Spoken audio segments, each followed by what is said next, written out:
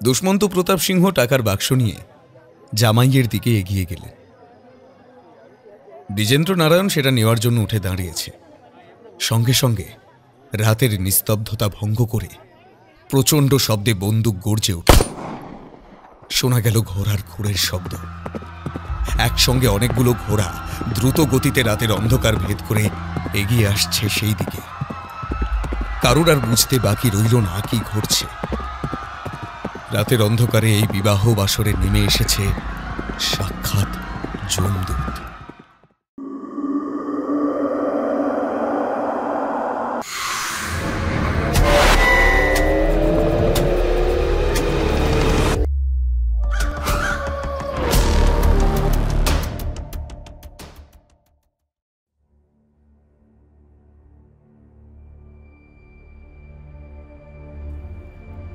নমস্কার শ্রোতা বন্ধুরা, আপনারা শুনছেন থ্রিলার ডেন।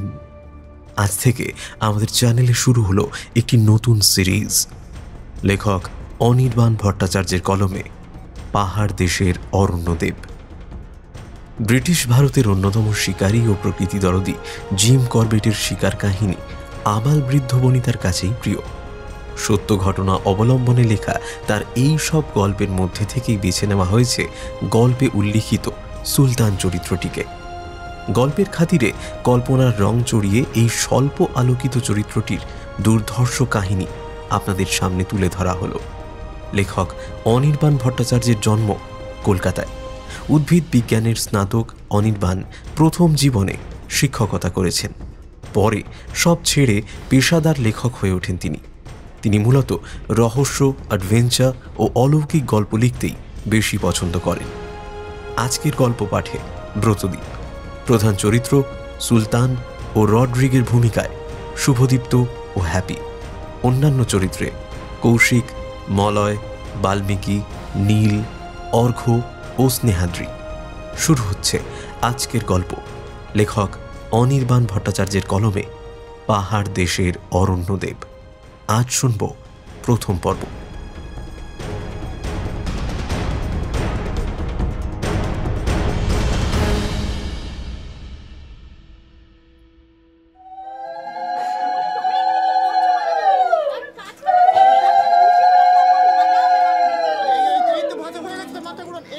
লালদোয়ানি গ্রামে আজ মহা শোরগোল। গ্রামের মোড়ল দুষ্মন্ত প্রতাপ সিংহের মেয়ের সঙ্গে ঠাকুর ভানুকুমারের বড় ছেলে দ্বিজেন্দ্র নারায়ণের বিয়ে। ঠাকুর ভানুকুমার নিজেও একজন মোড়ল। লালদোয়ানি থেকে ৩০ মাইল দূরে এক বর্ধিষ্ণু গ্রাম মাখনপুরের সরপঞ্চ। প্রায় ১০০ একর জায়গা জুড়ে ভানুকুমারের জমিদারি। ইউনাইটেড প্রভিন্সে তাঁর মতো ধনী ব্যক্তি খুব কমই আছে। শোনা যায় সাহেবরাও ওকে বেশ খাতির করেন। তার বড় ছেলে দ্বিজেন্দ্র নারায়ণ এখন বাপের ব্যবসা ও জমি জমার দায় দায়িত্ব বুঝে নিয়েছে। হাতে টাকা পয়সা অঢেল। বড় লোকের ছেলে, বন্ধু মশায় এসবের অভাব নেই। আজ বাইজি বাড়ি, কাল নাচ দেখা, এসব লেগেই আছে। তাই ভানুকুমার নিজের ছেলেকে বিয়ে দিয়ে সংসারী করতে উদ্যোগী হয়েছেন। ছেলে বকে যাচ্ছে বলে বাপ দুশ্চিন্তায় পড়েছে, ব্যাপারটা এমন নয়। ভানুকুমার নিজেও একসময় এসব বেলেল্লাপনা কম করেননি। নেটিভ জমিদারের ছেলে, এসব একটু একটু শখ না থাকলে হয়? বিষয়টা অন্য। একসময় মেয়ে মানুষের পেছনে যথেচ্ছ টাকা উড়িয়ে ঠাকুর বুঝতে পেরেছিলেন যে মেয়ে ছেলের মাথার খোঁপার থেকে রঙিন টাকার নোটের গন্ধ বেশি আকর্ষণীয়, বেশি মোহময়। তাই সেসব ছেড়ে দীর্ঘদিন সংসার করেছেন, বিয়ে শাদী করে বংশ রক্ষা করেছেন। আজ যখন তাঁরই ছেলে তাঁর মতো করেই অপাত্রে টাকা ওড়াচ্ছে, তখন ভদ্রলোকের টনক নড়ে। তিনি বুঝতে পারেন এসব ছেলের ঘরে বউ আনা দরকার। তাই এই বিয়ের বন্দোবস্ত। পাহাড়ি এলাকা। সূর্য পশ্চিম দিকে ঢলতে না ঢলতেই হু হু করে হিমেল বাতাস আছড়ে পড়তে আরম্ভ করেছে বিবাহ বাসরে। মেহমানরা নিজের নিজের গায়ের জামা কাপড় আঁট করে নিয়েছেন। বড় লোকের মেয়ের বিয়ে, কাজেই অতিথি অভ্যাগত যাঁরা রয়েছেন তাঁরা কেউই খুব ফেলনা নন। কেউ কোনো গ্রামের মোড়ল, কেউ সরকারি ইজারাদার, আবার কেউ জমিদার কিংবা জমিদারের খাস আদমি। অতিথিদের বসার জন্য শামিয়ানা খাটানো হয়েছে। তোশকের গতিতে আরাম করে বসেছেন তারা। কারো হাতে শরবতের গ্লাস, কারো হাতে মুরগির পায়া, আবার কারো হাতে শরাব। দুষ্মন্ত প্রতাপ সিং গোঁড়া হিন্দু, তাই সাহেবদের এ বিয়েতে নিমন্ত্রণ নেই। ঠাকুর ভানুকুমার অবশ্য নিজের পরিচিত কিছু সাহেবকে ছেলের বিয়েতে নিমন্ত্রণ করতে চেয়েছিলেন, কিন্তু নতুন বেয়াইয়ের অনুরোধে তাকে ঢেঁকি গিলতে হয়েছে। তিনি ঠিক করেছেন আগামী পরশু নিজের বাড়িতে সাহেবদের নিমন্ত্রণ করে জিন, রম ইত্যাদি বিলাতি পানীয় সহযোগে মাংস খাওয়াবেন। সেই উদ্দেশ্যে বেশ নধর 2-3টে পাঁঠা জোগাড় করে রেখেছেন মোড়ল ভানুকুমার। আজ নতুন সম্বন্ধীদের সামনে নিজের ক্ষমতা জাহির করা হলো না ঠিকই, কিন্তু পরশুদিন তিনি সবাইকে দেখিয়ে দেবেন তার পরিচিতি ঠিক কত দূর।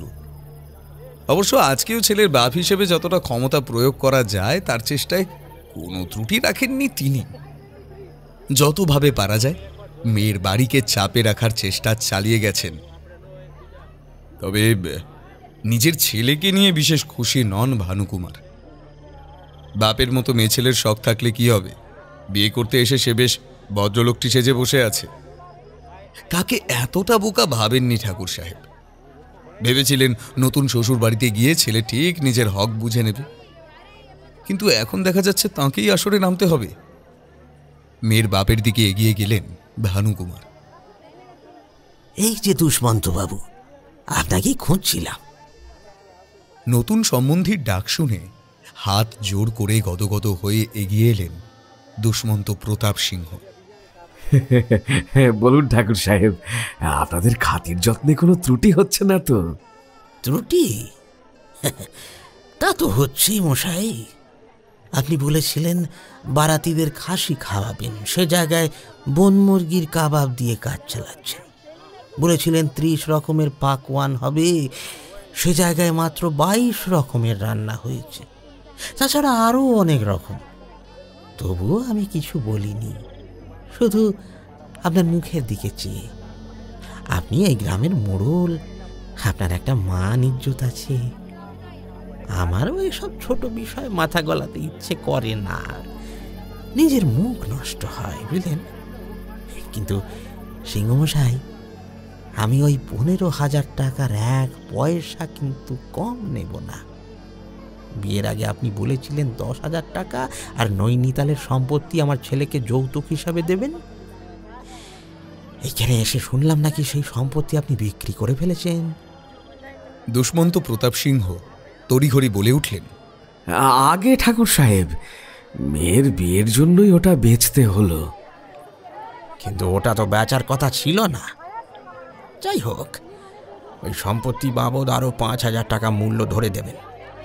এতে কিন্তু দরাদরি করবেন না, তাহলে আমি আপনার মেয়েকে ঘরে জায়গা দিতে পারবো না। আরে মশাই, দিচ্ছেন তো আপনারই মেয়ে আর জামাইকে, এতে এত ভাবাভাবি করছেন কেন তাই তো বুঝতে পারছি না। না না ঠাকুর সাহেব, ওসব নিয়ে আপনি ভাববেন না। ও টাকা আমার ব্যবস্থা করা আছে। মেয়ের বিদায় দেওয়ার সময় আমি জামাইয়ের হাতে সে টাকা তুলে দেব, আমি কথা দিচ্ছি। দিলেই ভালো। একটা দীর্ঘশ্বাস ফেললেন ঠাকুর সাহেব। তারপর আরো কিছু টুকটাক কথা বলে বিয়ের অন্যান্য আয়োজন দেখতে সরে গেলেন দুষ্মন্ত প্রতাপ সিংহ। ভানুকুমার যাই বলুন না কেন, এই গ্রাম দেশে মেয়ের বিয়ের আয়োজন নেহাত মন্দ করেননি দুষ্মন্তবাবু। গ্রামের গরিব গুরব মানুষগুলোকে চাকরের মতো খাটিয়ে নিতে এতটুকু দ্বিধা করেননি তিনি। কেনই বা করবেন? এরা তো তাঁরই টাকায় প্রতিপালিত হয়, তাহলে প্রয়োজনে তাকে সাহায্য করতে এদের বাঁধবে কেন? বিবাহ বাসরে নহবত বসেছে, বাজনদার সুরেলা সানাই বাজিয়ে চলেছে। ভিয়েনের দিক থেকে ভেসে আসছে নানা রকম সুখাদ্যের গন্ধ। গ্রামের গরিব মানুষদের সেদিকে যাওয়ার অনুমতি নেই। তারা সকাল থেকে শ্রম দিয়ে দিন শেষে বেঁচে যাওয়া টুকিটাকি দিয়ে পেট ভরাবে, এই তাদের ভবিতব্য। এর বেশি চাওয়ার অধিকার তাদের নেই। বিয়েবাড়ির অতিথিরা নিজেদের মধ্যে ঠাট্টা তামাশা করতে ব্যস্ত। আত্মীয় স্বজনেরা নববধূ ও বরকে আশীর্বাদ করছেন, উপহার দিচ্ছেন, খাওয়া দাওয়া করছেন।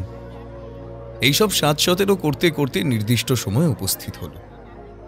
রাতের লগ্নে বিয়ে। অগ্নি সাক্ষী রেখে মন্ত্র পাঠ করে 7 পাকে বাঁধা পড়ল দুষ্মন্ত সিংহের মেয়ে এবং ভানুকুমারের ছেলে। মালাবদলের পর নতুন কনের সিঁথিতে সিঁদুর তুলে দিতেই সকলে সমস্বরে হৈ হৈ করে উঠল। নবদম্পতিকে আশীর্বাদ করল। দুষ্মন্ত প্রতাপ সিংহ একটা টিনের বাক্স হাতে করে এগিয়ে এলেন মণ্ডপের দিকে। ঠাকুর ভানুকুমারের দিকে সেটা বাড়িয়ে দিয়ে বললেন, ঠাকুর সাহেব, যেমন বলেছিলাম পুরো 15,000 টাকা জামাইয়ের হাতে তুলে দিই। টাকার বাক্স দেখেই ঠাকুর সাহেবের মুখে হাসি ফুটে উঠেছে। তিনি ছদ্ম বিনয় দেখিয়ে বললেন, আরে হ্যাঁ হ্যাঁ, এত তাড়াহুড়োর কি ছিল? ধীরে সুস্থে পরে না হয়। যাকে যখন নিয়েই এসেছেন তখন দিন, আমার ছেলের হাতে তুলে দিন। দুষ্মন্ত প্রতাপ সিংহ টাকার বাক্স নিয়ে জামাইয়ের দিকে এগিয়ে গেলেন। দ্বিজেন্দ্র নারায়ণ সেটা নেওয়ার জন্য উঠে দাঁড়িয়েছে। সঙ্গে সঙ্গে রাতের নিস্তব্ধতা ভঙ্গ করে প্রচণ্ড শব্দে বন্দুক গর্জে উঠল। শোনা গেল ঘোড়ার খুরের শব্দ। একসঙ্গে অনেকগুলো ঘোড়া দ্রুত গতিতে রাতের অন্ধকার ভেদ করে এগিয়ে আসছে সেই দিকে। কারুর আর বুঝতে বাকি রইল না কি ঘটছে। রাতের অন্ধকারে এই বিবাহ বাসরে নেমে এসেছে সাক্ষাৎ যমদূত। মুহূর্তের মধ্যে হুলুস্থুলু পড়ে গেল। চিৎকার করতে করতে অতিথিরা যে যেদিকে পারে ছুটতে আরম্ভ করলেন। টাকার বাক্স হস্তান্তর হল না, তার আগেই একটা কালো ঘোড়া এসে দাঁড়ালো মণ্ডপের সামনে। ঘোড়ার উপর বসে রয়েছে এক বিশাল চেহারার মানুষ। তার মাথা মুখ কালো কাপড়ে ঢাকা, গায়ে চড়ানো রয়েছে কালো শাল, আর হাতে উঁচু করে ধরা একটা বিদেশি বন্দুক। রাতের অন্ধকারে জ্বলতে থাকা বাহারি বাল্বের আলো সেই আগন্তুকের চোখে পড়ে তার চোখ দুটো যেন জলজল করে উঠছে। কালো পোশাকের সেই মানুষটি গুরুগম্ভীর গলায় গর্জে উঠল, এই দুষ্মন্ত সিংহ, চুপচাপ মেয়ের বিয়ে দিয়ে দিচ্ছিলে? ভেবেছিলে আমি খবর পাবো না? এই পাহাড়ের বাতাস আমার জন্য খবর জোগাড় করে আনে। এই জঙ্গলের প্রতিটা গাছ আমার পাহারাদার। আর এই যে রাতের অন্ধকার দেখছো, সে আমার গুপ্তচর। পাহাড়ের বুকে এরকম একটা ঘটনা ঘটে যাবে, অথচ সুলতান সে খবর পাবে না। না না না না না, তা হতেই পারে না। মালিধর মোড়ল, চুপচাপ টাকার বাক্সটা এদিকে এগিয়ে দাও, না হলে ভালো হবে না। সুলতান একবারের বেশি দুবার কথা বলে না। এরপর বলতে হলে আমি নই, আমার বন্দুক কথা বলবে। সেটা কি ভালো হবে? এই বিবাহ বাসর শ্রাদ্ধ বাসরে পরিণত করতে আমার হাত কাঁপবে না। তাই বলছি, ভালো ছেলের মতো ওই টাকার বাক্স আমার হাতে তুলে দাও। দুষ্মন্ত প্রতাপ সিংহ টাকার বাক্স সমেত লাফিয়ে নেমে এলেন মণ্ডপ থেকে। আগন্তুকের পা ধরে কাঁদো কাঁদো গলায় বলে উঠলেন, এই টাকাটা ছেড়ে দাও সুলতান, তোমার পায়ে পড়ছি। তোমায় আমি আমার সমস্ত জমি জমা সব লিখে দিচ্ছি। আমার আস্থা বলে 2টো তেজি ঘোড়া আছে, সে দুটোও দিচ্ছি। তুমি কেবল এই টাকাটা নিও না। আমি কথা দিচ্ছি সুলতান, আমার সব তোমায় লিখে দেব। কেবল এই টাকাটা ছেড়ে দাও। আগন্তুক ঘোড়ার উপর থেকে নেমে এল। মুখের কাপড় না সরিয়েই বলল, জমি জমা নিয়ে আমি কি করব মোড়ল?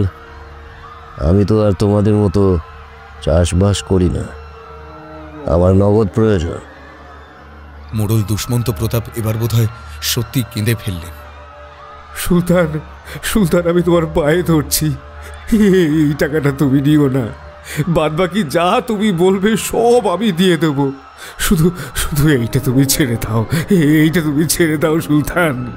এবার আগন্তুক বেশ অবাক হল। মোড়লের মুখের কাছে এগিয়ে এসে কৌতুক ভরা গলায় জিজ্ঞেস করল, কি ব্যাপার বলুন তো সিংহমশাই?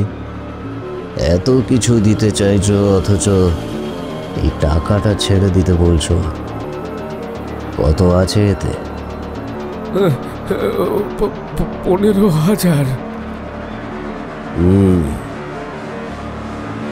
ছেড়ে দিতে পারি, কিন্তু কিন্তু তার বদলে আমার অন্য জিনিস লাগবে। হ্যাঁ, যা যা বলবে তুমি সব পাবে, শুধু শুধু এইটা ছেড়ে দাও।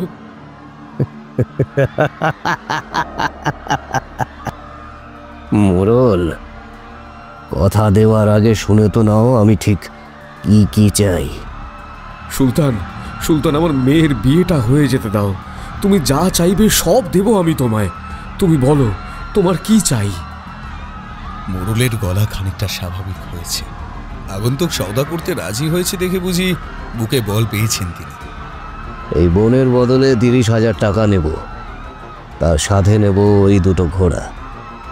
আর আমি খবর পেয়েছি তুমি সদ্য কলকাতা থেকে একজোড়া বিদেশি বন্দুক কিনেছ, সেগুলো আমাকে দিয়ে দিতে হবে। তবে এতে কিন্তু কোনো দরাদরি চলবে না।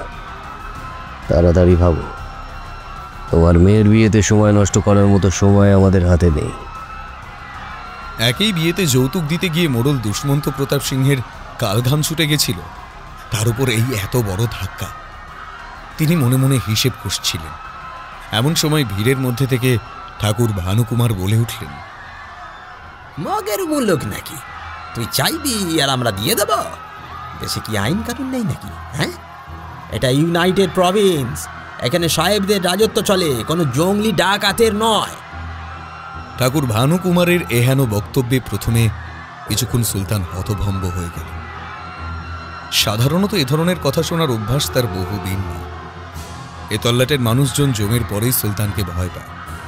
কেউ তার দিকে চোখ তুলে তাকানোর সাহস দেখাতে পারে না। আর সেই সুলতানকে আজ এত বড় কথা শুনতে হচ্ছে। অবাক হওয়ার প্রাথমিক ধাপ কেটে যাওয়ার পরে প্রচণ্ড মজা পেল সে। শিশির ভেজা ঘাস মারিয়ে ঠাকুর ভানুকুমারের দিকে এগিয়ে গিয়ে তাকে আপাদমস্তক জরিপ করে নিল সুলতান। তারপর দুষ্মন্ত প্রতাপ সিংহকে বলল, মোড়ল, তোমার নতুন সম্বন্ধী বড়ই বেরসিক। আমাদের জঙ্গলি বলছে।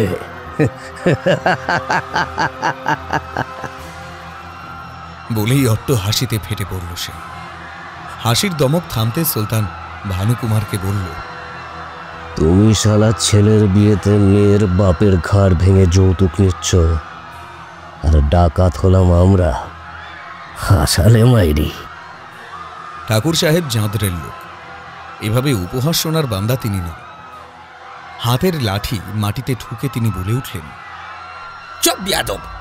কোতোয়ালিতে খবর দিয়ে তোর গোটা দলকে আমি নিকেশ করব, এই বলে রাখলাম। কি নিকেশ করবে?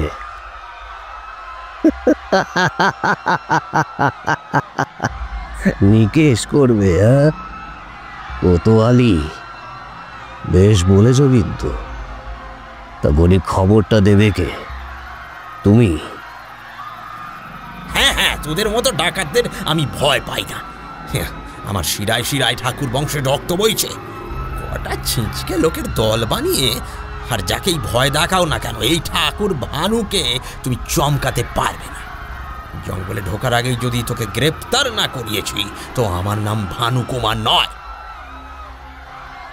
উদ্ধত ভঙ্গিতে কথাগুলো বলে রাগে ফুঁসতে লাগলেন ঠাকুর সাহেব।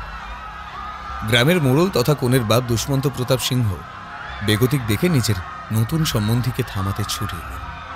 হাঁ হাঁ করে উঠে বললেন, আহা ঠাকুর সাহেব, এত কথার দরকার কি? আমি তোর চাহিদা পূরণ করে দেব বলেছি। আজ এই শুভ দিনে এইসব তর্ক বিতর্ক বাদ দিন না। আজ আমাদের ছেলে মেয়েদের বিয়ে, দোহাই আপনার, দোহাই। কিন্তু মুখের কথা আর হাতের বান একবার বেরিয়ে গেলে আর ফেরত আনা যায় না। ততক্ষণে যা হওয়ার হয়ে গিয়েছে। পাহাড় জঙ্গলের একচ্ছত্র সম্রাট সুলতান গর্জে উঠেছে, এই টাকার বাক্সটা তোল, মোড়লের বাড়ি থেকে ঘোড়া দুটো বের করে আন, আর বন্দুক দুটো নিতে ভুলিস না যেন। দেখি কে আমায় আটকায়। মোড়ল দুষ্মন্ত প্রতাপ প্রমাদ গুনলেন। তাঁর হয়েছে যত বিপদ। তিনি সুলতানকে থামাতে ছুটে এলেন, কিন্তু কিছু বলার আগেই সুলতান সাপের মতো হিস করে বলে উঠল, মোড়ল, তোমার জামাইকে আমি নিয়ে যাচ্ছি। যদি কোতোয়ালিতে খবর যায় তাহলে পুলিশ আমার ধরতে পারবে কিনা জানি না, তবে তবে এটুকু বলে যাচ্ছি, তোমার জামাইয়ের মৃতদেহ চৌমাথায় টাঙিয়ে দিয়ে যাব। একে আছিস? বরকে হাত পা বেঁধে ঘোড়ায় তোল। উপস্থিত জনতা কিছু বলার আগেই দ্বিজেন্দ্রকে মুখ হাত পা বেঁধে ঘোড়ায় তুলে যেমন ঝড়ের মতো এসেছিল, ঠিক তেমনি ঝড়ের গতিতে ঘোড়া ছুটিয়ে রাতের আঁধারে অদৃশ্য হয়ে গেল সুলতান ও তার দলবল। দুষ্মন্ত প্রতাপ সিংহ মাথায় হাত দিয়ে বসে পড়লেন মাটিতে। বিয়ের কোণে তখনও আতঙ্কে থরথর করে কাঁপছে। ঠাকুর ভানুকুমার আস্ফালন করে চললেন। আমি দেখে নেব, ঠাকুর পরিবারের ছেলের গায়ে হাত দেওয়ার শাস্তি তোদের পেতেই হবে। কেউ পার ভাবি না, আমি দেখে নেব সব কটাকে।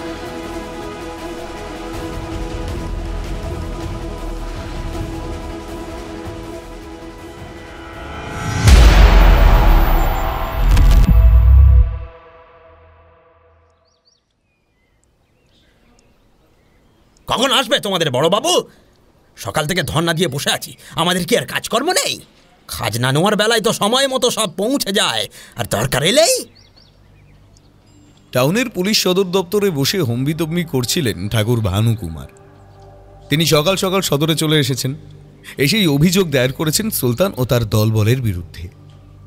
পুলিশ অভিযোগ লিখে নিয়েছে বটে, কিন্তু তা নিয়ে বিশেষ অগ্রসর হয়নি।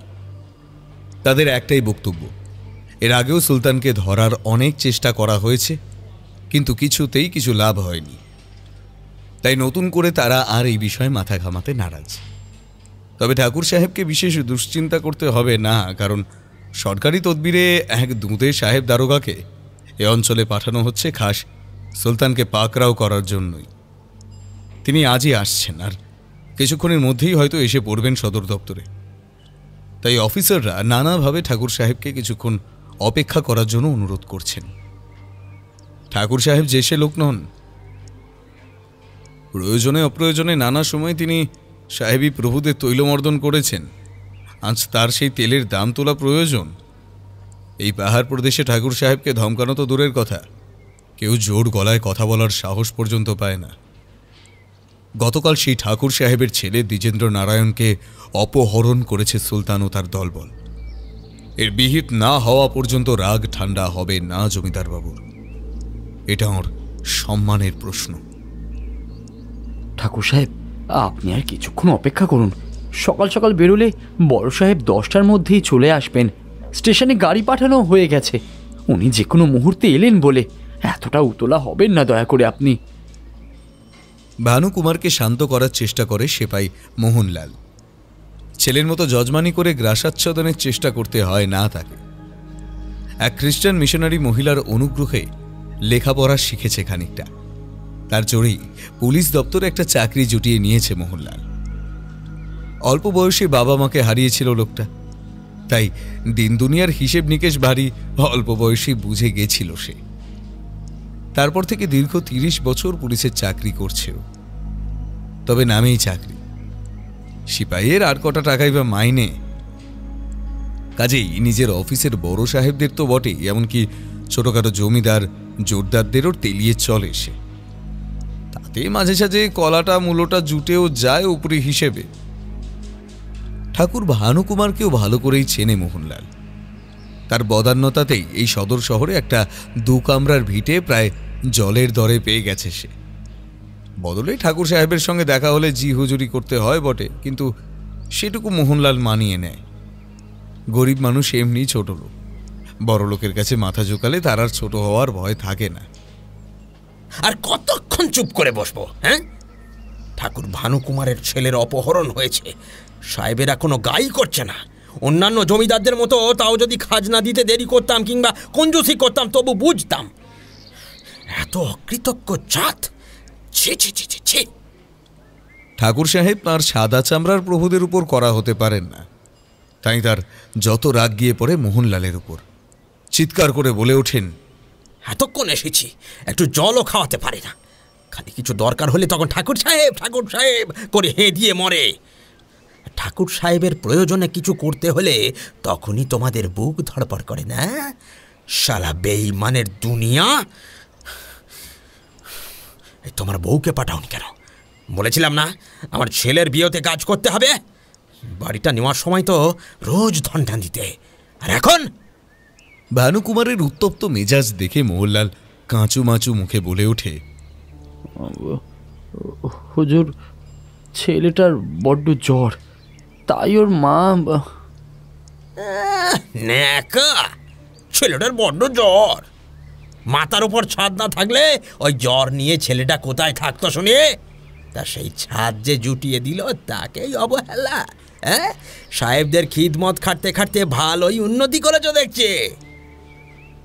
মোহনলাল সবে পাল্টা সাফাই গাইতে যাবে, তার আগেই দপ্তরের বাইরে একটা গাড়ি এসে থামল, আর সঙ্গে সঙ্গে গোটা দপ্তরে হুলুস্থুলু পড়ে গেল। গাড়ি থেকে নেমে এলেন সাদা চামড়ার এক সাহেব। বয়স বেশি নয়, তবে ভদ্রলোকের চেহারার মধ্যে একটা দীপ্তি আছে। ওর চোখ দুটো হীরের মতো জল জল করছে। গাড়ি থেকে নেমেই সোজা দপ্তরের ভিতরে ঢুকে এলেন ভদ্রলোক। মোহনলাল মেরুদণ্ড সোজা করে স্যালুট ঠুকল। সাহেব মৃদু হেসে গটগট করে চামড়ার বুটের শব্দ তুলে ভেতরে ঢুকে গেলেন। মোহনলাল পিছন পিছন ভিতরে যেতে উদ্যত হতেই ভানুকুমার বলে উঠলেন, ইনি তবে বড় সাহেব? হ্যাঁ ঠাকুর সাহেব, উনি আমাদের নতুন বড়বাবু রডরিক সাহেব। বাংলা এবং বিহারে ডাকাত দমনের দারুণ কাজ দেখিয়েছেন। প্রায় একা হাতে সেখানকার লুঠেরাদের দমন করেছেন এই সাহেব। চিন্তা করবেন না হুজুর, রডরিক সাহেব যখন চলে এসেছেন তখন ছোট ঠাকুর সাহেবকে নিয়ে আর কোনো ভয় নেই। বড়বাবু ঠিক একটা না একটা কোনো ব্যবস্থা করবেন। আমি এখন আসি হুজুর। হ্যাঁ, ভেতরে না গেলে আবার চাকরি নিয়ে টানাটানি হবে। আপনি দয়া করে এখানে একটু অপেক্ষা করুন, আমি এক্ষুনি আপনার সাথে বড়বাবুর দেখা করার বন্দোবস্ত করে দিচ্ছি। এই বলে টুক করে সেখান থেকে সরে পড়ল মোহনলাল। দপ্তরের ভিতরে তখন হুলুস্থুলু কাণ্ড। স্বয়ং কমিশনার সাহেব টেলিগ্রাম করেছেন, রডরিকের নেতৃত্বে দস্যু দমনের এক বিশেষ শাখা তৈরি হবে। রডরিক সাহেব নিজের হাতে বেছে নেবেন তার সৈন্যবাহিনীর সদস্যদের। তাই আজ বিকেলের মধ্যে প্রভিন্সের বিভিন্ন কোতোয়ালি থেকে অনূর্ধ্ব 40 বছরের সমস্ত পুলিশ আধিকারিকদের ডেকে পাঠানো হয়েছে সদর দপ্তরে। বিকেলের মধ্যেই ডেপুটি কমিশনার ওয়ারেন বাফ এসে পড়বেন। তারপর এক বিশেষ মিটিংয়ের বন্দোবস্ত করা হয়েছে। ইতিমধ্যে দপ্তরে বিভিন্ন আধিকারিক ও সিপাহীদের সঙ্গে পরিচয় করে নিচ্ছিলেন রডরিক সাহেব। ভদ্রলোকের পুরো নাম জেমস উইলিয়াম রডরিক। তরুণ বয়সে ব্রিটিশ শাসনাধীন ইন্ডিয়ায় এসে চাকরিতে যোগ দেন তিনি। খুব অল্প দিনের মধ্যেই এই পেশায় নাম করেন জেমস। চুরি, ছিনতাই কিংবা খুন জখম তদন্তের খাতিরে সবেতেই বেশ মেহনত করে বুদ্ধি ও ভাগ্য বলে দ্রুত পদোন্নতি হয় ওঁর। অবশেষে বছর 5 আগে বাংলা ও বিহার অঞ্চলে বিশেষ এক ডাকাত দলকে ধরার জন্য পাঠানো হয় তাঁকে। এবার খানিকটা বেগ পেতে হলেও অবশেষে সেই দস্যু দলকে সমূলে উপড়ে ফেলেন রডরিক। আর তারপরেই এই পাহাড় প্রদেশে ডেকে আনা হয় তাঁকে। ডেপুটি কমিশনার বাফ সাহেবের স্থির বিশ্বাস, ইনি সুলতান ও তার দলবলকে অবিলম্বে গ্রেপ্তার করে সাহেবদের এবং সাহেব ঘনিষ্ঠ জমিদার ও ধনী ব্যক্তিদের সম্মানহানির হাত থেকে রক্ষা করবেন। অবশ্য তার জন্য উপযুক্ত দল গঠনের এবং প্রয়োজনীয় ব্যবস্থা নেওয়ার সম্পূর্ণ ছাড় দিয়েছেন বাফ সাহেব, যাতে এই দস্যু দলকে পাকড়াও করতে কোথাও কোনো ফাঁক না থেকে যায় তার সম্পূর্ণ বন্দোবস্ত করা হবে। এবার মোহনলালের পরিচিতি নেওয়ার সময় রডরিক বললেন, বাইরে আপনি কার সাথে কথা বলছিলেন? সাজ পোশাক দেখে তো বেশ ধনী ব্যক্তি বলেই মনে হলো। কোনো নেটিভ বাবু নাকি? মোহনলাল হাত কচলে জবাব দিল, ইয়েস স্যার, ওর নাম ঠাকুর ভানুকুমার। অনেক দূর থেকে এসেছেন এবং আপনার সাথে দেখা করতে চান স্যার। আমার সাথে? আমি তো ওকে চিনিই না, তাহলে আমার সাথে দেখা করবে কেন? আগে স্যার, ওর ছেলেকে সুলতান ও তার দলবল তুলে নিয়ে গেছে। উনি ঠিক আপনার সাথে দেখা করবেন বলে আসেননি। উনি এসেছিলেন এই ঘটনার রিপোর্ট লেখাতে, কিন্তু ঘটনাচক্রে আপনি আসবেন জানতে পেরে এবং আপনার আসার উদ্দেশ্য জানতে পেরে উনি আপনার জন্য অপেক্ষা করছেন স্যার। আমি কি ওকে ডাকবো স্যার? ঠাকুর সাহেবের হয়ে একটা সরু লাইন করার চেষ্টা করে মোহনলাল। অনুমতি পাওয়া যায়। সঙ্গে সঙ্গে বাইরে বেরিয়ে ঠাকুর ভানুকুমারকে ভিতরে ডেকে আনে সে। ঘরে ঢুকেই জোর হাতে সাহেবকে প্রণাম জানান ঠাকুর ভানুকুমার। নমস্কার সাহেব, আমার নাম ঠাকুর ভানুকুমার। এই পাহাড় প্রদেশে সকলেই আমায় চেনে। আমার ডাকে বাঘে গরুতে এক ঘাটে জল খায়। আমার বাড়িতে ডেপুটি কমিশনার সাহেবের নিত্য যাতায়াত আছে, এমনকি একবার ইউনাইটেড বড়লাট পর্যন্ত আমার বাড়িতে পায়ে ধুলো দিয়েছেন। ঠাকুর সাহেব হয়তো আর ফিরিস্তি দিতেন, কিন্তু মাঝপথেই রড্রিক ওকে থামিয়ে দিলেন। একটু বিরক্ত স্বরে বললেন, আপনি কি এখানে আপনার পরিচিতি কতদূর সেই হিসেব দিতে এসেছেন? নতুন সাহেবকে একটু চমকে দেবেন ভেবেছিলেন ঠাকুর সাহেব, কিন্তু এহেন প্রত্যুত্তরে তিনি একটু বমকে গেলেন। মনে মনে রুষ্ট হলেও মুখে তা প্রকাশ করলেন না। ধুরন্ধর জমিদার ভানুকুমার একটু আমতা আমতা করে বললেন, না বড়বাবু, আমি এসেছি একটা অভিযোগ দায়ের করতে। সেটাই বলুন। ছোট্ট করে জবাব দেন রড্রিক। সাহেব, ওই সুলতান আর তার দলবল গতকাল রাতে আমার ছেলেকে অপহরণ করেছে। সে একই সঙ্গে আমার ছেলের হবু শ্বশুর মোড়ল দুষ্মন্ত প্রতাপ সিংয়ের থেকে নগদ 15,000 টাকা, 2টো নতুন ঘোড়া আর একটা বিদেশি বন্দুক ডাকাতি করে নিয়ে গেছে। তা সেই মোড়ল কোথায়? তাকে তো দেখছি না। সব ভিতর ডিম। কতগুলো জঙ্গলি ভূত বন্দুক নিয়ে এসেছে দেখেই ওদের গলা শুকিয়ে গেছে, একেবারে পা কাঁপতে শুরু করেছে। ওরা আসবে অভিযোগ দায়ের করতে। হ্যাঁ, উল্টে আমাকে অভিযোগ জানাতে আসতে বারণ করেছিল, কিন্তু আমি সেসব পাত্তা দিই না। সাহেব, আপনি তাড়াতাড়ি আমার ছেলেকে উদ্ধার করার ব্যবস্থা করুন। খরচাপাতি কিছু লাগলে না হয় আমি দেব। খরচা মানে? তিনি জমিদারের বক্তব্য বুঝতে পারেন না। পাছে বড়বাবু অসন্তুষ্ট হন, তাই ভানুকুমার তড়িঘড়ি বলে ওঠেন, পাহাড় জঙ্গলের পথ সাহেব, এ তো আর শহর নয় যে যা চাইবেন সঙ্গে সঙ্গে পাবেন। তাই যদি কোনো রকম সাহায্য লাগে তো আমি আছি, আপনি সে নিয়ে চিন্তা করবেন না। কেবল আমার ছেলেকে বাঁচান আর ওই সুলতানকে গারোতে ঢোকান। আমার কেবল এইটুকুই বক্তব্য। আমরা দেখছি কি করা যায়।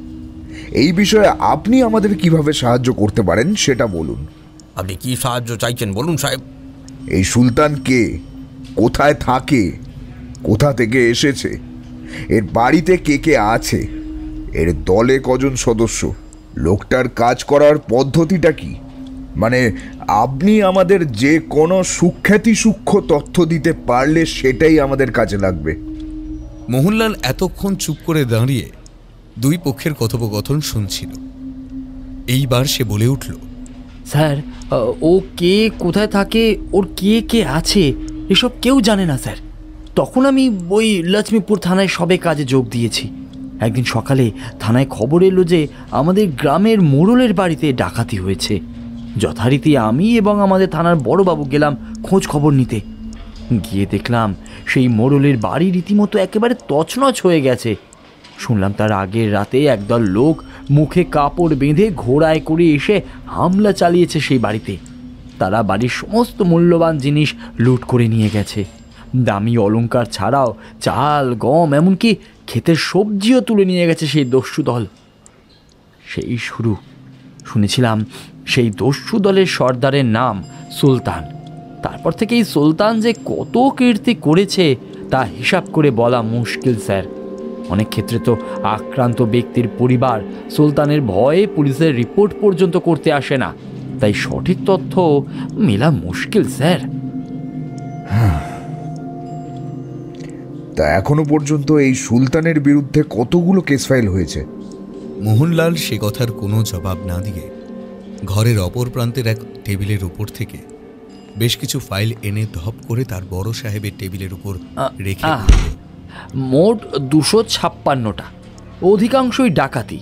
তবে এর মধ্যে 31টা খুন, শখানেক জখম আর প্রায় 1 ডজন অপহরণের অভিযোগও দায়ের হয়েছে স্যার। মোট কথা, এই সুলতান আমাদের এই পাহাড় প্রদেশের ত্রাস যাকে বলে। এত অভিযোগ জমা পড়েছে, তাহলে এই ডাকাতকে ধরতে অসুবিধাটা ঠিক কোথায় হচ্ছে? স্যার, এই ব্যাপারটা আমার ঊর্ধ্বতন অফিসাররা ভালো বলতে পারবেন। তবে আমি যেটুকু বুঝি তাতে এটাই বলতে পারি যে ওই সুলতান এই পাহাড় প্রদেশের প্রতিটা জঙ্গল, গ্রাম, পথঘাট হাতের তালুর মতো চেনে, তাই পুলিশের পক্ষে তাকে ধাওয়া করা এক প্রকার অসম্ভব হয়ে ওঠে। সে তার কাজকর্ম চালায় রাতের অন্ধকারে, আর সেই অন্ধকারে এই জঙ্গলাকীর্ণ পাহাড় প্রদেশে তাদের পিছু নেওয়া মুখের কথা নয় স্যার। তার মানে সুলতানকে ধরতে হলে তার আস্থানায় গিয়ে ঝাঁপিয়ে পড়তে হবে, অতর্কিত আক্রমণ করে তাকে বিহবল করে দিতে হবে, এমন জায়গায় তাকে ঘিরে ধরতে হবে যাতে বাছা ধন পালাবার পথ না পায়। মোহনলাল, তুমি এক্ষুনি আমাদের সমস্ত গুপ্তচরদের খবর পাঠাও। আমি সকলের সাথে কথা বলতে চাই, একটা দিনও সময় নষ্ট করতে চাই না আমি। আর কোনো নিরপরাধ মানুষ যাতে সুলতানের কবলে না পড়ে তার বন্দোবস্ত করতে হবে আমাদের। আর তাই যত দ্রুত সম্ভব সুলতানকে গ্রেফতার করতে হবে, যত দ্রুত সম্ভব। মোহনলাল সেলাম ঠুকে ঘর থেকে বেরিয়ে গেল। বড় সাহেবের হুকুম তামিল করতে হবে। সুলতানের আর বেশি দেরি নেই। রড্রিক সাহেবের যা অতীত পরিসংখ্যান, তাতে তিনি যে এই দস্যু সর্দারের গলায় ফাঁসির দড়ি পরাবেন তাতে সন্দেহ নেই। পাহাড় প্রদেশের জনতা অবশেষে এই ডাকাত দলের হাত থেকে রেহাই পাবে। পাহাড় প্রদেশের জঙ্গলের আইন অবশেষে ক্ষান্ত হবে। মোহনলাল বেরিয়ে যেতেই ভানুকুমার কাঁদো কাঁদো স্বরে জিজ্ঞাসা করলেন, হুজুর, আমি এবার কি করব? আমার ছেলেটাকে যে ওরা তুলে নিয়ে গেছে। দেখুন জমিদার বাবু, আপনি বাড়ি যান। আমি বুঝতে পারছি আপনার মনের অবস্থা, তবে আপনি এখানে বসে থাকলেও যে আপনার ছেলে উদ্ধার হবে তেমনটা তো নয়। তার চেয়ে আপনি বাড়ি যান, চিন্তা করবেন না। আমি যথাসাধ্য চেষ্টা করছি। এই দস্যু দলের সর্দারকে পাকড়াও করতেই হবে। রড্রিক এখানে আসার আগে কমিশনার সাহেবকে বড় বড় কথা বলে এসেছেন। কাজেই এ কাজে সফল না হতে পারলে তাঁর চাকরি জীবনে একটা দাগ পড়ে যাবে। তাই যত দ্রুত সম্ভব কাজটা সেরে ফেলতে হবে।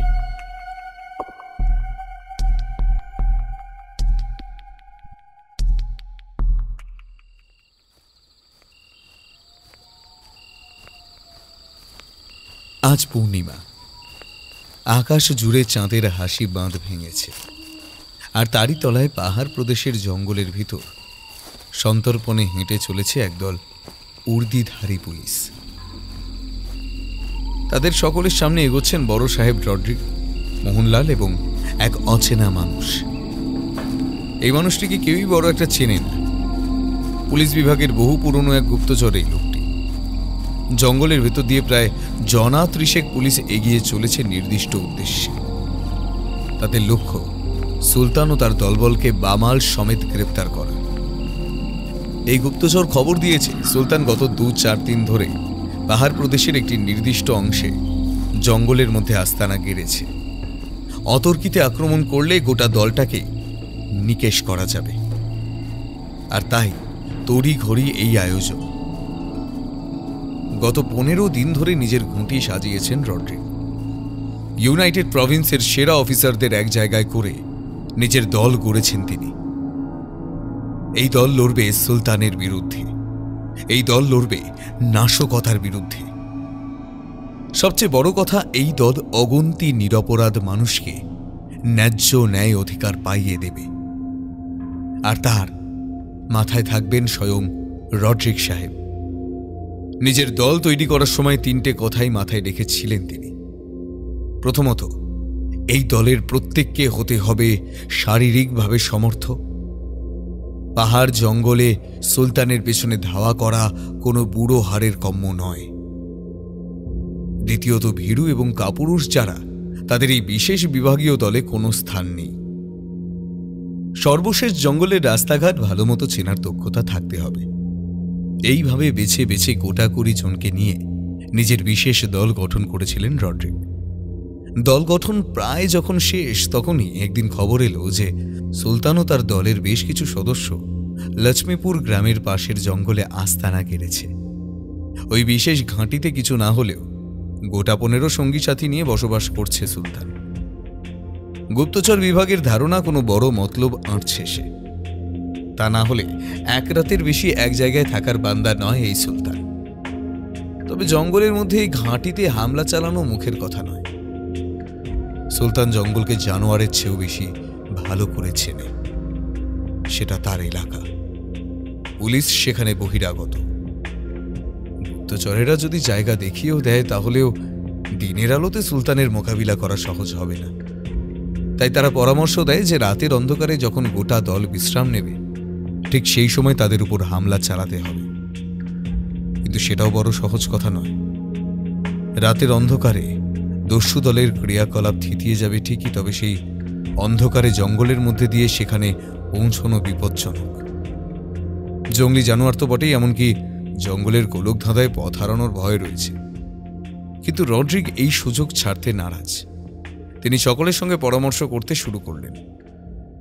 যেভাবেই হোক এই লক্ষ্মীপুরের জঙ্গলেই বেটাদের ঘায়েল করতে হবে। অনেক ভাবনা চিন্তার পর পথ একটা বেরোল। খবর আসার 3 দিন পর পূর্ণিমা। যদি এই কদিন সুলতান ও তার দলবল ওই চত্বরে থাকে তবে চাঁদের আলোয় হামলা করতে বা জঙ্গল পেরোতে সুবিধে হবে। তিনি গুপ্তচর বিভাগকে সতর্ক করে দিলেন, তারা যেন চোখ কান খোলা রাখে। দস্যু দলের কোনোরকম নরণচরণ লক্ষ্য করলে যেন সত্তর খবর দেয়। রড্রিগের ভয় ছিল পাছে গোটা দল তাড়াতাড়ি সেখান থেকে সরে পড়ে, কিন্তু না, তেমন কিছুই ঘটেনি। তলে তলে সমস্ত বন্দোবস্ত করে অবশেষে আজ রাত 9টার পর খাওয়া দাওয়া সেরে বড় সাহেব হুকুম দেন, বন্ধুরা, আজ রাতে আমরা এমন এক অভিযানে বেরোচ্ছি যে অভিযান এই পাহাড় প্রদেশের ত্রাস। সুলতান ও তার দলকে চিরকালের মতো ইতিহাস করে দেবে। আজ রাতে যাই ঘটে যাক আমরা কেউ পিছিয়ে আসব না। যেরকম আগে থেকে ঠিক করা রয়েছে সেভাবেই আমরা দল বেঁধে নৌকায় করে গিয়ে পৌঁছব নির্দিষ্ট জায়গায়। তারপর আমাদের একমাত্র লক্ষ্য হবে সুলতানের ঘাঁটি খুঁজে বার করা। তবে আমি আগেই সাবধান করে দিচ্ছি, কেউ আমার নির্দেশ না পাওয়া পর্যন্ত আগ্নেয়াস্ত্র ব্যবহার করবে না। ওই সুলতান বা তার দলের লোকজনকে আমি জ্যান্ত পাকড়াও করতে চাই। তাহলে তার বাকি কিংবা লুট করা মালের খোঁজ বের করা যাবে। মনে থাকবে? উত্তেজনায় টকবক করে ফুটতে ফুটতে গোটা দল সমস্বরে স্যালুট ঠুকে বলে উঠেছিল,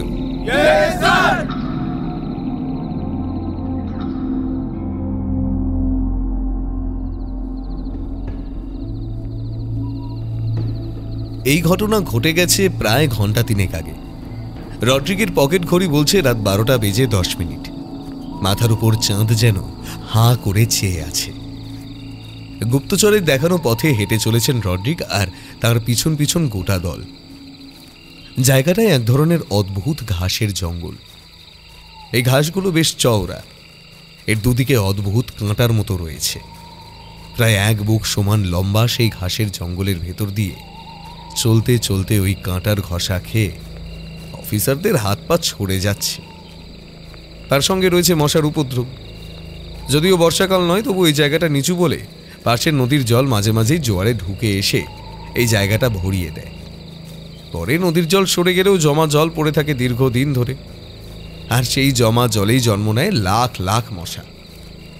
জঙ্গল নাড়া পড়তেই কাতারে কাতারে মশা বেরিয়ে এসে ঝাঁপিয়ে পড়ছে পুলিশ বাহিনীর উপর। দস্যু দলের মোকাবিলার জন্য আগ্নেয়াস্ত্র রয়েছে ঠিকই, কিন্তু এই মশার ঝাঁক থেকে বাঁচার কোনো উপায় নেই। অফিসারদের হাত পা ইতিমধ্যেই মশার কামড়ে ফুলে উঠেছে। প্রত্যেকেই এগোতে এগোতে ওইদিক ওদিক চুল করছে। একই সঙ্গে রয়েছে বিষধর সাপের ভয়। এই সমস্ত জলা জঙ্গলে তারা ঘাপটি মেরে পড়ে থাকে। তেমন কোনো সরীসৃপের গায়ে পা পড়লে রক্ষে থাকবে না। এদিকে শব্দ করে চললে সুলতানের দলবল সতর্ক হয়ে যেতে পারে, তাই সেটিও করা যাচ্ছে না। রড্রিগ সাহেব এই অভিযান যতটা সহজ হবে বলে ভেবেছিলেন, বাস্তবে তার 10% সত্যি হচ্ছে না। সন্তর্পণে চলতে চলতে হঠাৎ অন্ধকারে একটা প্রচণ্ড বজ্র গর্জনের শব্দে চমকে উঠলেন রড্রিগ সাহেব। গুপ্তচর লোকটিও থমকে দাঁড়িয়ে পড়েছে। সাহেব কিছু একটা জিজ্ঞাসা করতে যাচ্ছিলেন, কিন্তু সেই গুপ্তচর ঠোঁটে আঙুল ঠেকিয়ে তাকে চুপ করে থাকতে বলল। সে জল জঙ্গলের লোক, এই জঙ্গলের আশেপাশেই তার জীবনের অধিকাংশ সময় কেটেছে। সে ভালো মতোই জানে যে গর্জন কিসের। তা মেঘ ডাকার শব্দ নয়, বরং এই জঙ্গলের সবচেয়ে শক্তিমান এবং হিংস্র প্রাণীর হুঙ্কার, যে কোনো মুহূর্তে ঘাসের আড়াল থেকে উঁকি দিতে পারে সেই হলুদের উপর কালো ডোরাকাটা চেহারা। এই জঙ্গলের দেশে ওই জানোয়ারের মতন শক্তিশালী বোধহয় আর কেউ নেই। বিরাট হাতিও জঙ্গলের এই রাজাকে সমীহ করে চলে। তাই কোনো শব্দ না করে সকলকে চুপ করে থাকতে বলল লোকটা। অবশ্য বলার খুব একটা প্রয়োজন ছিল না, এমনিতেই সেই গর্জন শুনে প্রত্যেক অফিসারের হাত পা ঠান্ডা হয়ে গেছে। জঙ্গলের এত কাছে থাকলেও তারা কেউই কোনোদিন এমন অন্ধকার রাতে এত কাছ থেকে মৃত্যুর হুঙ্কার শুনতে পাননি। গোটা জঙ্গল নিঝুম হয়ে রয়েছে, গাছের পাতা পড়লেও বোধহয় শব্দ হবে। সকলে প্রচণ্ড উৎকণ্ঠায় আসন্ন বিপদের অপেক্ষায় দাঁড়িয়ে আছে। এমন সময় আবার আকাশ বাতাস বিদীর্ণ করে ডেকে উঠল সেই বাঘটা। তবে এবার ডাকটা একটু অন্যরকম এবং মনে হলো যেন তা খানিকটা দূর থেকে আসছে। গুপ্তচর বলে উঠল, ওহ, ও নিজের সঙ্গীকে খুঁজতে বেরিয়েছে। আমাদের বরাত ভালো যে বেটা এদিকে না এসে উল্টো দিকে চলে গেল, না হলে একখানা বড় বিপদ হতে পারত বই কি। এই জঙ্গল বড় বিচিত্র।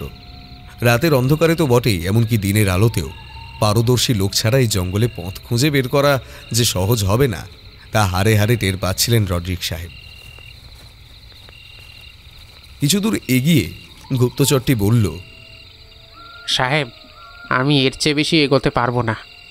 জানাজানি হয়ে গেলে প্রাণে বাঁচা দায়ী হয়ে যাবে। আপনারা কোনো দিকে না বেঁকে সোজা নাক বরাবর এগিয়ে যান।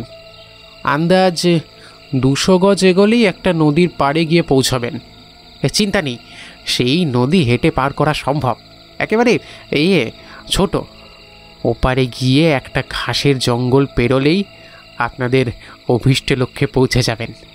হ্যাঁ, মাথায় রাখবেন, নিজের ঘাঁটি থেকে 100 গজ দূরে বড় গাছের ডালে পাহারার বন্দোবস্ত করে রাখে সুলতান।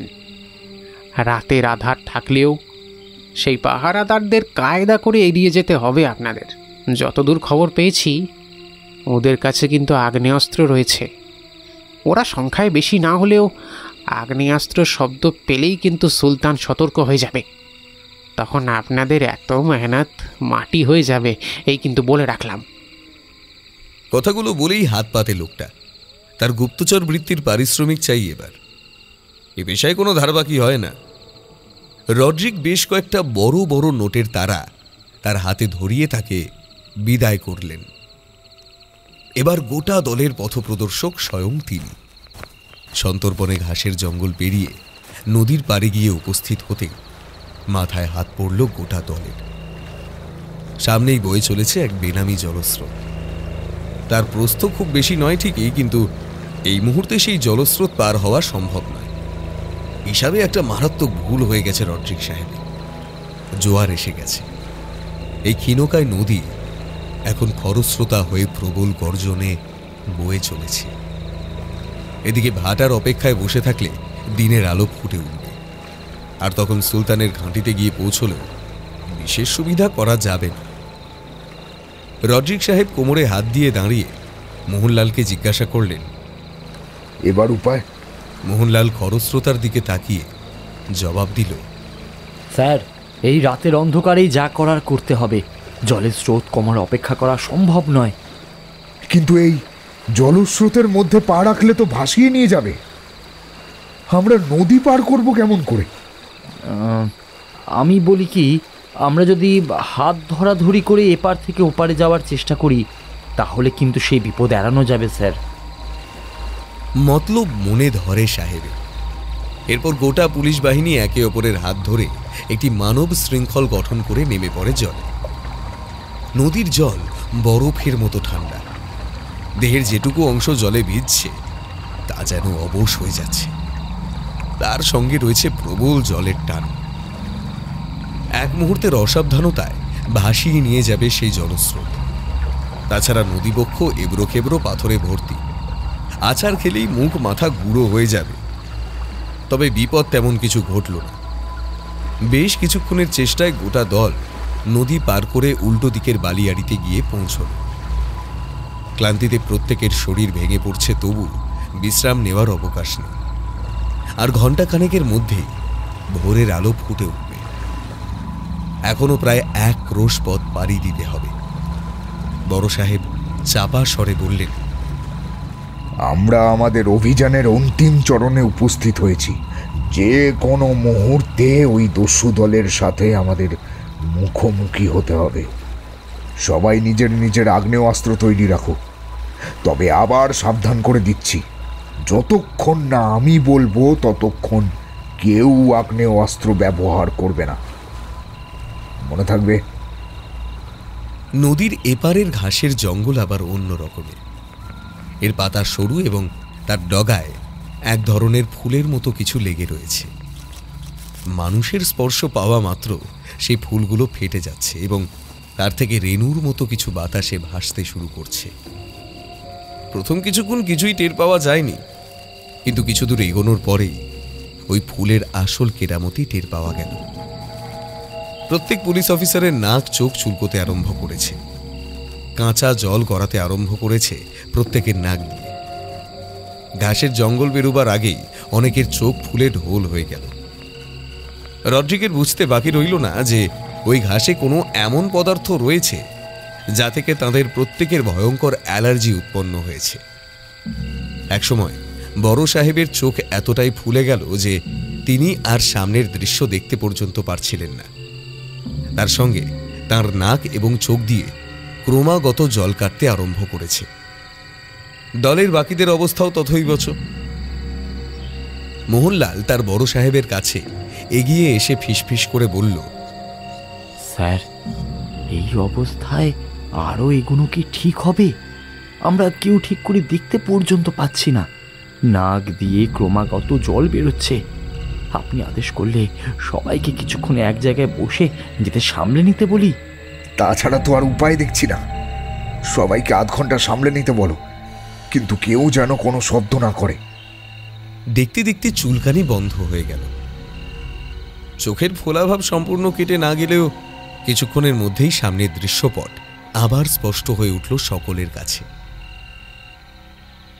রড্রিক সাহেব সকলকে এগোনোর নির্দেশ দিলেন। গুটি গুটি পায়ে এগিয়ে চলেছে 22 জনের দলটা। গুপ্তচরের কথা অক্ষরে অক্ষরে মিলে যাচ্ছে। চাঁদের আলোয় কিছু দূরেই একটা গাছের মগডালে দুটো অবয়ব টের পেলেন সাহেব। ওই গাছের ডালে যে পাহারা বসানো রয়েছে তা নিয়ে সংশয় নেই। স্থির পাথরের মূর্তির মতো বসে রয়েছে লোক দুটো।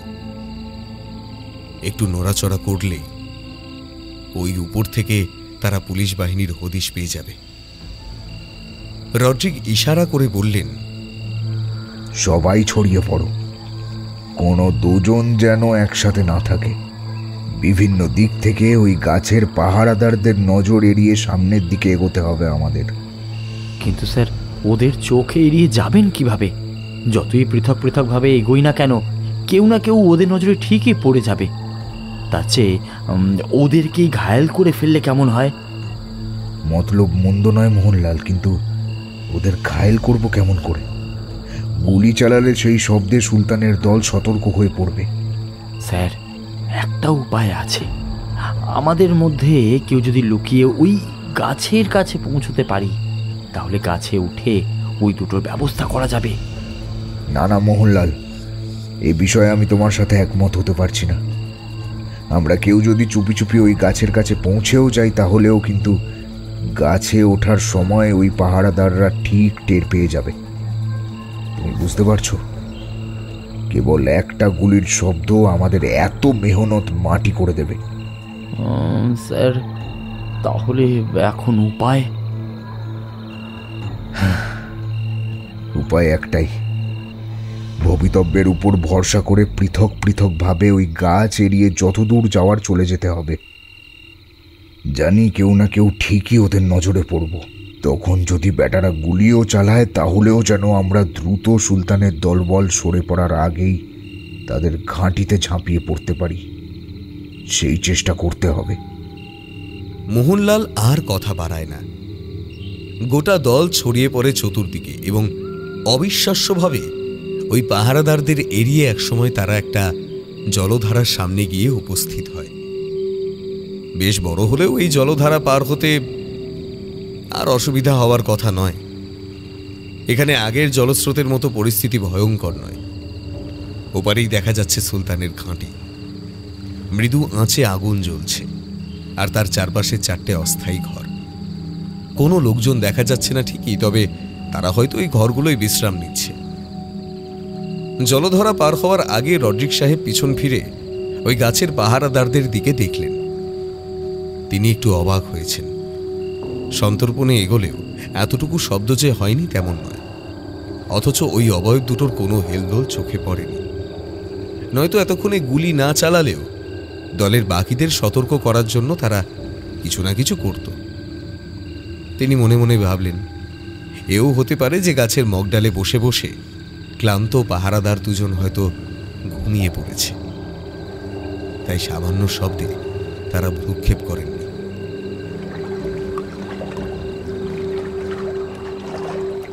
আর ভাবনা চিন্তা না করে জলধারা পার হয়ে ওপারে গিয়ে উঠলেন ওরা। চারিদিকে 4টে অস্থায়ী তাঁবু, মাঝখানে শুকনো কাঠকুটো দিয়ে আগুন করা হয়েছে, কিন্তু সুলতান বা তার দলবলের কোনো হদিশ নেই। একটি তাঁবুতে কিছুক্ষণ ব্যবহৃত জামা কাপড়, একটিতে অল্প কিছু শুকনো খাবার, আর বাকি 2টি তাঁবু বেবাক ফাঁকা। গোটা ঘাঁটি তন্ন তন্ন করে খুঁজেও কোনো মানুষের হদিশ পাওয়া গেল না। রড্রিক সাহেব এই ঘটনায় বাক্যহারা হয়ে পড়েছেন। হঠাৎ মোহনলাল ছুটতে ছুটতে এসে একটা চিরকুট দেখিয়ে বলল, স্যার স্যার, তাঁবুর ভিতর থেকে এইটা পেয়েছি স্যার। চিরকুটে পাহাড় প্রদেশের দেশওয়ালি ভাষায় কি সব লেখা রয়েছে। সাহেব জিজ্ঞাসা করলেন, কি লেখা আছে ওতে? মোহনলাল সাহেবের দিকে তাকিয়ে একবার ঢোক গিলল, তারপর আমতা আমতা করে বলল, মানে স্যার, অত আমতা আমতা করছো কেন? যা লেখা আছে স্পষ্ট করে বলো। এবার মোহনলাল চিরকুট খুলে পড়তে আরম্ভ করল। সাহেব, আশা করি এই তাঁবু পর্যন্ত পৌঁছাতে পেরেছেন। জানি এই পর্যন্ত পৌঁছাতে আপনাদের বেশ কষ্ট হয়েছে, কিন্তু কি করব বলুন? আপনাদের মতো আমাদের তো আর সরকার বোমা বন্দুক সরবরাহ করে না। আমাদের নিজেদেরই সেসব জোগাড় করে নিতে হয়। আর পুলিশের সদর দপ্তরের থেকে বেশি আগ্নেয়াস্ত্র আর কোথায় বা পাওয়া যাবে? তাই আজ রাতে আপনারা যখন আমাদের ধরতে এই জঙ্গলে হানা দিয়েছেন, তখন আপনার সদর দপ্তর থেকে আমিও আমার লোকেরা কিছু আগ্নেয়াস্ত্র ধার নিয়ে দিলাম। চিন্তা করবেন না, নতুন মাল বন্দোবস্ত করতে পারলেই এই সব কিছু ফেরত দিয়ে যাব। ততদিনের জন্য এগুলোর খুব দরকার। এটি আপনার একান্ত অনুগত সুলতান। পুনশ্চ আপনাকে বা আপনার দলের অফিসারদের এত কষ্ট দেওয়ার অভিপ্রায় আমার ছিল না, তবু বাধ্য হয়ে এটুকু করতে হয়েছে। আশা করি নিজ গুণে ক্ষমা করবেন। রড্রিক সাহেব জন্মে কোনোদিন এত বেকুব বনেননি। গোটা ডিপার্টমেন্টের সামনে সুলতান ও তার দলবল ওর সমস্ত আত্মম্ভরিতা ধুলোয় মিশিয়ে দিয়েছে। তাঁবুর ধারে ওই চিরকুট হাতে দাঁড়িয়েছিলেন সাহেব। ধীরে ধীরে পূব আকাশ পরিষ্কার হয়ে যাচ্ছে। রাঙা সূর্য জঙ্গলের মাথার উপর দিয়ে উঁকি দিতে আরম্ভ করেছে। ঘাঁটির সমস্ত মাল বাজেয়াপ্ত করে ফেরার সময় ওই গাছের দিকে তাকিয়ে আর এক প্রস্থ মাথা হেঁট হলো সাহেবের। গাছের মগডালে 2টো পুতুল বসানো রয়েছে। দিনের আলোয় নিচ থেকে স্পষ্ট বোঝা যাচ্ছে যে খড় ও ডালপালা দিয়ে বানানো 2টো মানুষের আকৃতির পুতুলের গায়ে জামা কাপড় পরিয়ে রাতের অন্ধকারে তাদের ধোঁকা দেওয়া হয়েছে। তবে এত কিছুর সত্ত্বেও লোকটার বুদ্ধিমত্তার তারিফ না করে পারলেন না জেমস উইলিয়াম রড্রিক। গোরা সাহেবকে এইভাবে বুদ্ধির খেলায় হারিয়ে লোকটা প্রথম চাল ভালোই চেলেছে। রড্রিক সাহেব মনে মনে বললেন, আজ না হয় কাল তোমাকে আমি ধরবই বাছাধন, তবে অস্বীকার করার উপায় নেই। ভালো প্রতিপক্ষ পেলে খেলার মজা দ্বিগুণ হয়ে যায়। তিনি মোহনলালকে দিয়ে ওই মূর্তি দুটো নামিয়ে সঙ্গে করে নিয়ে চললেন। এই খড়ের তৈরি মূর্তি দুটো তিনি স্মৃতি হিসেবে নিজের কাছে রেখে দেবেন। এমন প্রতিপক্ষ আর এমন তার বুদ্ধির নজির যা সত্যি সংরক্ষণযোগ্য। গোটা পুলিশ বাহিনীর সদরে পৌঁছতে পৌঁছতে বেলা গড়িয়ে গেল। দপ্তরের সামনে এসে বড় সাহেব দেখলেন জায়গাটা লোকে লোকারণ্য। সদর দপ্তরের বাইরের বারান্দায় দুজন সেপাই অচৈতন্য অবস্থায় পড়ে আছে। তাদের হাত পিচমোড়া করে বাঁধা, মুখেও কাপড়ের পট্টি আটকানো। তাদের মধ্যে একজন বেশ গুরুতর জখম হয়েছে। তার মাথায় ভোঁতা কোনো অস্ত্র দিয়ে আঘাত করা হয়েছে। সম্ভবত বন্দুকের বাঁট ব্যবহার করে ঘায়েল করা হয়েছে ওই সেপাইকে। রড্রিক সাহেব ও তার দল দ্রুত ওদের হাত পায়ের বাঁধন খুলে দিয়ে চোখে মুখে জলে ছিটে দিয়ে জ্ঞান ফেরালো। দপ্তরের ভিতর অবস্থা আরো সাংঘাতিক। 4 জন কনস্টেবলকে দপ্তরের দায়িত্ব দিয়ে বাকি অফিসারদের অভিযানে নিয়ে বেরিয়েছিলেন সাহেব। সুলতানের দল ওই 4 কনস্টেবলকে থানায় গারদে বন্দি করে থানার অস্ত্রাগার থেকে অজস্র বন্দুক, গুলি ও কোষাগার থেকে নগদ টাকা পয়সা লুট করে নিয়ে গেছে। চারপাশের অবস্থা দেখে সাহেব একটা দীর্ঘশ্বাস ফেলে বললেন, ওদের বের করো, কি কি লুট হয়েছে তার একটা তালিকা তৈরি করো, আর ডেপুটি কমিশনার সাহেবকে এত্তেলা দাও। এই বলে তিনি বাইরের বারান্দায় যে কাঠের বেঞ্চ রয়েছে সেখানে এসে বসলেন।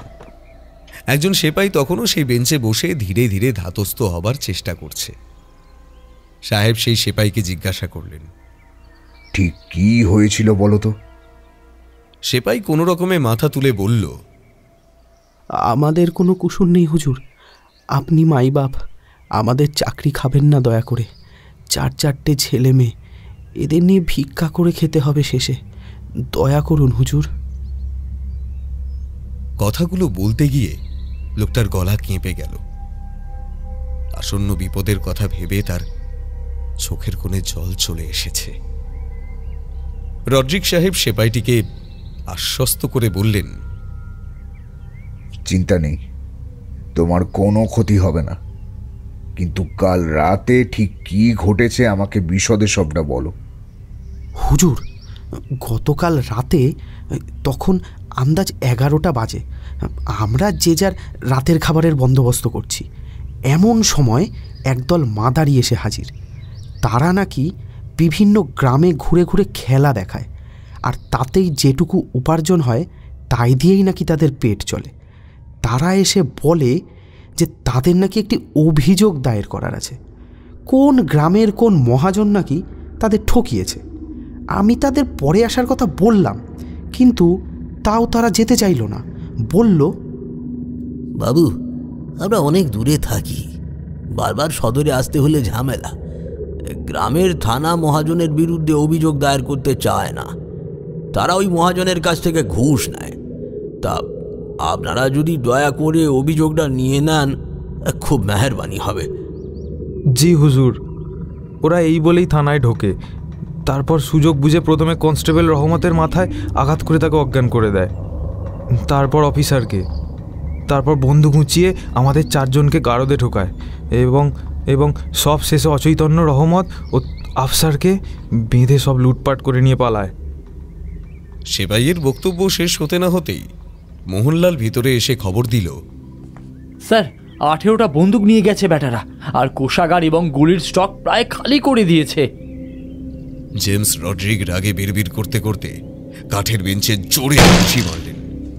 চিৎকার করে বলে উঠলেন, এত কিছু হয়ে যাচ্ছে, একটা লুটেরা দল এত কাণ্ড ঘটাচ্ছে, অথচ কেউ তার হদিস দিতে পারছে না। সে তো রাজা উজির নয়, মামুলি এক ডাকাত সর্দার। পুলিশ পর্যন্ত তার খোঁজ বের করতে পারছে না। এ আমাদের বিভাগের লজ্জা। মোহনলাল, মোহনলাল এভাবে হেরে যেতে হবে? ওই ব্যাটা সুলতানের টিকিও খুঁজে পাবো না আমরা? সাহেবের রাগ ধীরে ধীরে হতাশায় পরিণত হচ্ছিল। এমন সময় ভিড়ের মধ্যে থেকে এক বয়স্ক লোক এগিয়ে এলো। এই গরমেও লোকটা গায়ে চাদর জড়িয়ে রেখেছে। তারা এক মুখ দাড়ি, গালের উপর একটা বিরাট বড় আঁচিল। কুঁজো হয়ে নড়তে নড়তে এগিয়ে এসে সে বলল, সুলতান মামুলি, আপনি নতুন এসেছেন সাহেব, তাই সুলতানের সম্বন্ধে এমন কথা বলছেন। সে যে সে লোক নয়, এই পাহাড় প্রদেশে সাক্ষাৎ অরণ্যদেব সে। আপনাদের বা ওই ধনী ব্যক্তিদের কাছে সুলতান ডাকাত হতে পারে, কিন্তু আমাদের মতো গরিব মানুষদের কাছে সে মসিহা, মসিহা।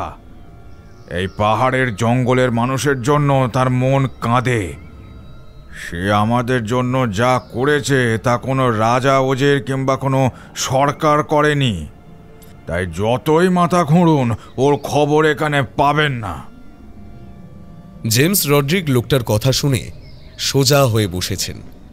তার চোখ মুখ উজ্জ্বল হয়ে উঠেছে।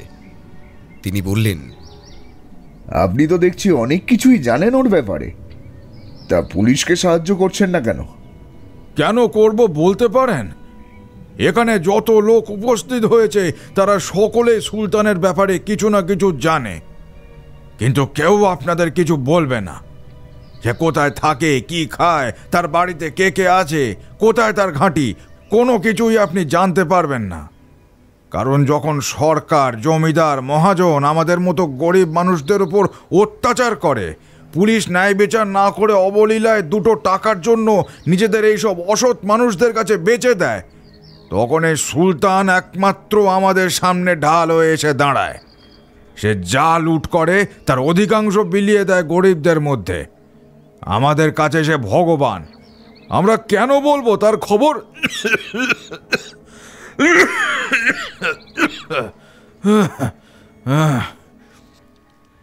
তাহলে এটুকুই বা বলছেন কেন? জানেন, আমি চাইলে আপনাকে এক্ষুনি আটক করে পিটিয়ে আপনার পেট থেকে সমস্ত খবর বের করে ফেলতে পারি। ওর ধমক শুনে লোকটা খিলখিলিয়ে হেসে ওঠে। তারপর বলে,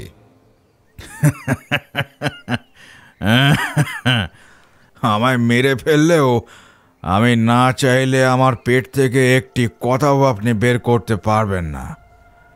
তবে সুলতান কে সে খবর আমি আপনাকে আজ দিয়ে যাব, তারপর পারলে খুঁজে বের করবেন তাকে। রড্রিক একটু অবাক হয়ে জিজ্ঞাসা করলেন, যখন তার হদিশ দেবেন না তখন এটুকুই বা বলবেন কেন? কারণ আপনারা যাকে ধরতে মাঠে নেমেছেন তার ইতিহাস ভূগোল সম্পর্কে আপনাদের জ্ঞান থাকা উচিত।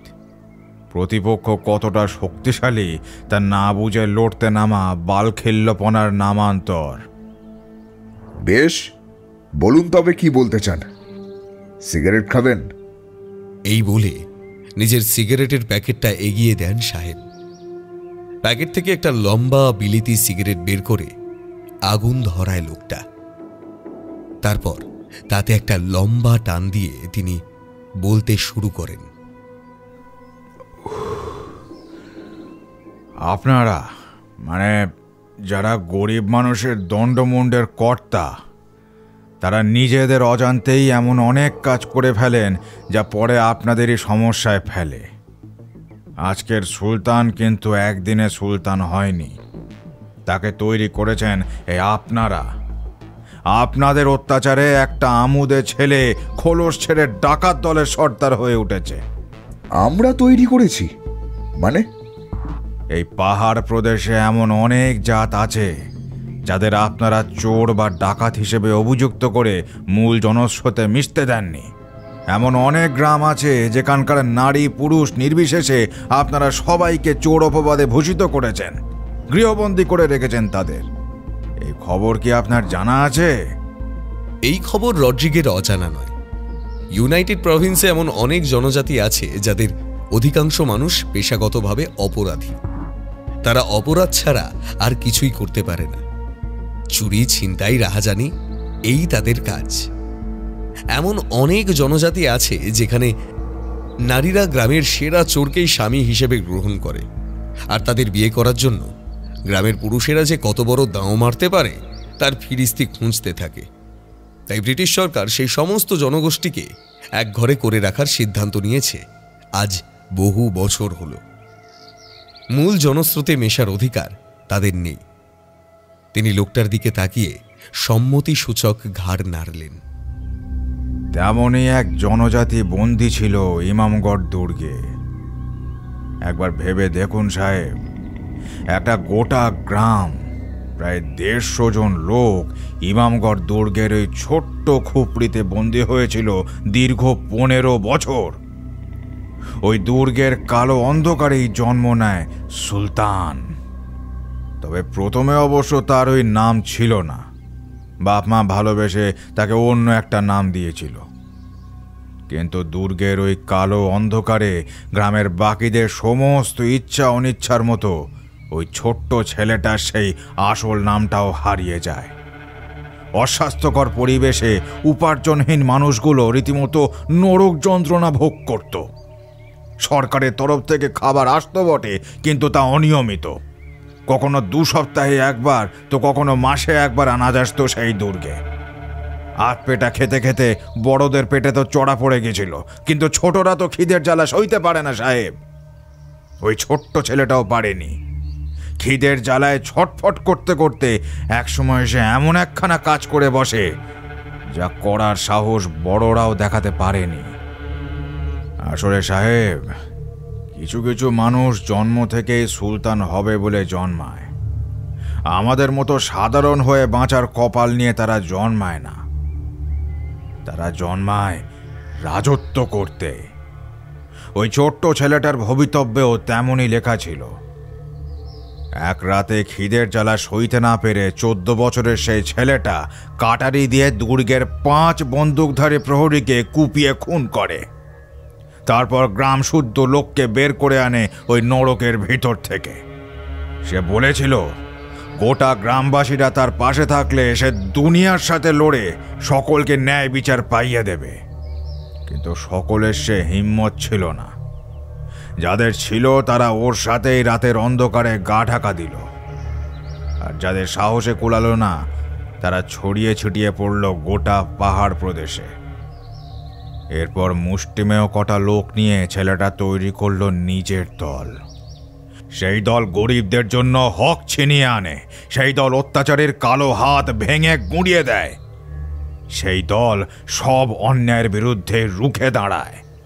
আর দলের লোকেরা ছেলেটাকে নিজেদের সুলতান বলে মেনে নেয়। সেই থেকেই সবকিছু শুরু। তারপর ধীরে ধীরে বিভিন্ন অত্যাচারিত মানুষেরা জুটতে শুরু করে ওর সাথে। দলও বড় হতে থাকে। এখন তো পাহাড় প্রদেশের লোকে বলে সুলতানের দলে নাকি এত লোক আছে যে পুলিশ যদি প্রতিদিন তাদের 100 জনকেও নিকেশ করে তাহলেও সেই দল শেষ হতে 100 বছর লাগবে।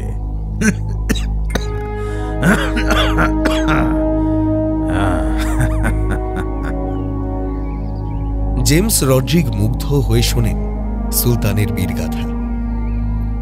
একটা সাধারণ মানুষ অন্যায়ের বিরুদ্ধে লড়তে লড়তে যে কেমন করে কিংবদন্তি হয়ে ওঠে, সুলতান তার জলজ্যান্ত উদাহরণ। তিনি সবে লোকটাকে কিছু প্রশ্ন করতে যাবেন, এমন সময় মোহনলাল দপ্তরের ভেতর থেকে চিৎকার করে ডেকে ওঠে, স্যার, স্যার একবার ভেতরে আসুন জলদি। লোকটাকে বারান্দায় বসিয়ে রেখে ভিতরে ছুটে যান সাহেব। তিনি দেখেন মোহনলাল হাতে একটা চিরকুট নিয়ে দাঁড়িয়ে আছে। গত রাতের মতো এই চিরকুটের ভাষাও সাহেবের অজানা। তিনি জিজ্ঞাসা করলেন, কি লেখা আছে? স্যার, এতে লেখা আছে আপনার সাথে দেখা করার খুব ইচ্ছে ছিল। আসলে গতকাল রাতে ওভাবে নাকাল হওয়ার পর আপনি আদৌ আমার পিছু নিচ্ছেন কিনা, নাকি হতাশ হয়ে হাল ছেড়ে দিলেন, সেটা জানার বড় ইচ্ছে হচ্ছিল। চাইলে দূর থেকে সে খবর নিতেই পারতাম, কিন্তু আপনার সামনে এসে নিজের মুখে নিজের গল্প বলার লোকটা সামলাতে পারলাম না। আপনার সাথে কথা বলে ভালো লাগলো। আবার দেখা হবে অন্য কোনো দিন, অন্য কোথাও। চমকে উঠলেন রড্রিক। ছিটকে বাইরে বেরিয়ে দেখলেন থানার বারান্দা বেবাক ফাঁকা, লোকটা উধাও। তিনি সেপাইতে জিজ্ঞাসা করলেন, ওই ওই বুড়ো কোথায় গেল? সেপাইরা বড় সাহেবের ধমকিতে ঘাবড়ে গিয়ে আমতা আমতা করে জবাব দিল, আগে আগে হুজুর, লোকটা তো ভিড়ের মধ্যে কোথায় চলে গেল। আমরা তো ঠিক এখনো নিশ্চয়ই বেশি দূর যেতে পারিনি। খুঁজে দেখবো হুজুর। শিগগিরই দেখো, ওই বুড়োকে আমার চাই। এক্ষুনি এক্ষুনি এক্ষুনি দেখো, ওই বুড়োকে আমার চাই। তিনি বললেন বটে, কিন্তু মনে মনে জানেন যে সেই বুড়োকে আর কোথাও খুঁজে পাওয়া যাবে না। কায়দা করে চিঠির শেষ লাইনে সে নিজেই লিখে দিয়ে গেছে, তার সঙ্গে আবার দেখা হবে অন্য কোনো দিন, অন্য কোনো খালে।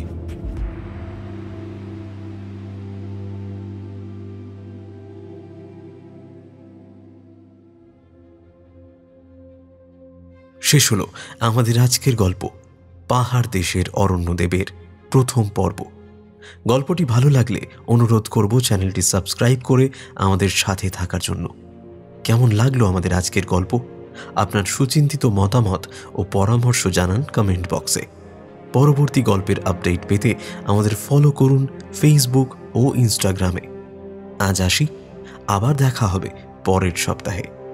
ভয় থাকুক গল্পেই, চিত্ত হোক ভয় শূন্য।